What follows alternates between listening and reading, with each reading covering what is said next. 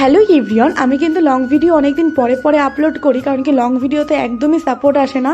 Long ভিডিওয় কিন্তু সবথেকে বেশি কষ্ট হয় শ্যুট বা এডিট করতে, ভয়েস ওভার দিতে, তো সেটাই কিন্তু একদম সাপোর্ট আসে না। ওই জন্য আমি মাসে একটা করে লং ভিডিও আপলোড করি। আমি কিন্তু 1 মাস আগে একটা লং ভিডিও আপলোড করেছিলাম রেসিপি নিয়ে। তো আমরা যাচ্ছিলাম মায়াপুরে নিয়ে আমি কিন্তু 2টো শর্ট ভিডিও অলরেডি আপলোড করে দিয়েছি। যারা যারা দেখো চ্যানেলটা সাবস্ক্রাইব করে দেখে এসো। যাই হোক, সকাল সকাল টোটো ধরে চলে গেলাম আকাইপুর স্টেশনে। আর স্টেশনে এসে কিন্তু টিকিট কেটে নিয়েছি, তারপরে কিন্তু ট্রেনের জন্য অপেক্ষা করছিলাম।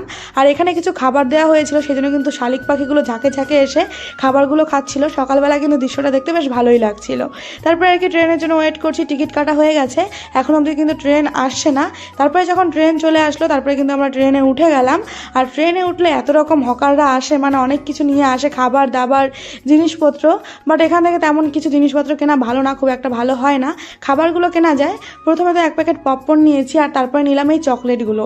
ছোটোবেলায় যে কী পরিমাণে খেতাম এই চকলেটগুলো, খুব ভালো লাগে।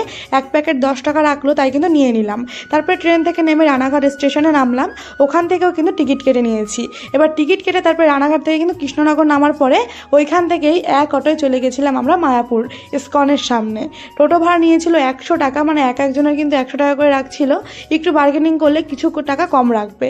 তারপরে কি টোটো ধরে কিন্তু চলে গেলাম, সুন্দর ভিউ উপভোগ করতে করতে চলে এসেছিলাম মায়াপুর ইস্কনের সামনে। তারপরে মাঠের সামনে বসে কিছু খাবার খেয়ে নিচ্ছি। সকাল থেকে কিছু খেয়ে আসিনি, প্রচণ্ড খিদে পেয়ে গেছিলো। যেহেতু মানে সারাদিনে কিছু খাইনি, পুরো 1টার পরে কিন্তু এই রুটি আর সবজি খাচ্ছিলাম। বাড়ি থেকে কিন্তু মা এই টিফিনটা করে দিয়েছিল, রুটি আর আলু ভাজি। তারপরে কি খাওয়া দাওয়া করে এখন আশেপাশে ঘোরার জন্য বেরিয়ে পড়লাম।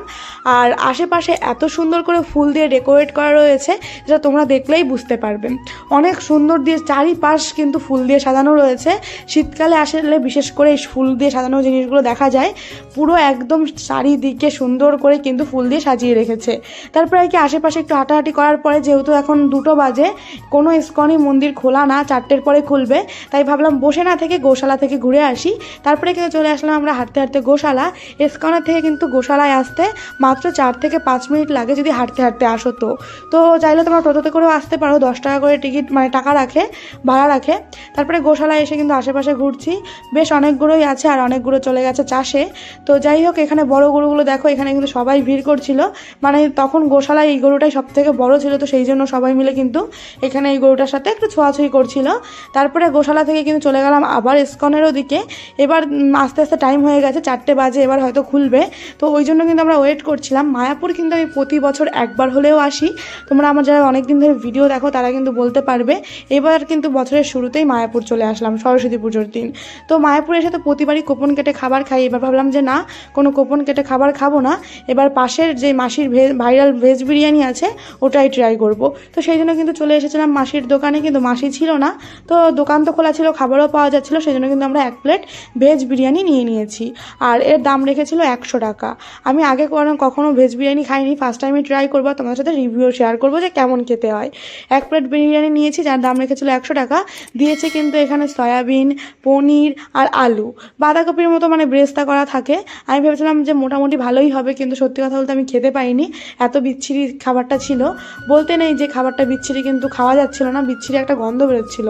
কিন্তু প্রথম যেই প্লেটটা নিয়েছিলাম ওই প্লেটটায় আমরা একটা পোকা পেয়েছি, যেটা আমার প্লেটের সাইডে দেখতে পাচ্ছ, ফেলে দিয়েছি। তো প্রথম ওনাদের বলাতে কিন্তু আমরা চেঞ্জ করেনি।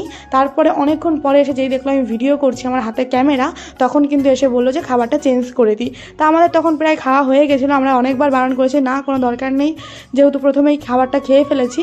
তারপরে কিন্তু দিয়েছে স্যালাড, পরে যে বিরিয়ানির প্লেটটা দিয়েছে ওর সঙ্গে স্যালাড, একটু সয়া চাপের গ্রেভি, সব কিছু দিয়েছে। প্রথমে কিন্তু এসব কিছুই দেয়নি। যাই হোক, কী আর বলবো, মোটামুটি মানে খাওয়া যাবে হয়তো, যারা খাচ্ছে, অনেকেই তো খাচ্ছিল। তারপরে খাওয়া দাওয়া শেষ করে কিন্তু আমরা আরও আশেপাশে ঘুরে তারপরে বেরিয়ে পড়েছিলাম বাড়ির উদ্দেশ্যে। আর এই ফুলগুলো কিন্তু ওই সাইডে বেশি ফুটেছে, এখনও এই সাইডে ফোটেনি, আস্তে আস্তে ফুটবে। যাই হোক, ভিডিওটা ভালো লাগলে লাইক, কমেন্ট, শেয়ার, সাবস্ক্রাইব করে দিও। আর যারা ফেসবুকে দেখছো পেজটা ফলো করে নিও। ফেসবুকে ভিডিও খুব একটা আপলোড করা হয় না, চেষ্টা করবো রেগুলারিটি মেনটেন করে ভিডিও আপলোড করার। তোমরা প্লিজ আমাকে একটু বেশি করে সাপোর্ট করো, অনেকটাই সাপোর্ট করছো তোমরা। একটা ভিডিওতে আমার 1 লাখের উপরে ভিউজ দিয়েছো, সেই জন্য কিন্তু তোমাদের সকলকে অসংখ্য ধন্যবাদ। তারপরে কিন্তু নৌকায় উঠে এই পাশে এসে বাড়ি চলে এসেছিলাম, টোটো ধরে গাড়িতে, মানে সেই একই প্রসেস আর কি। যাই হোক, টাটা।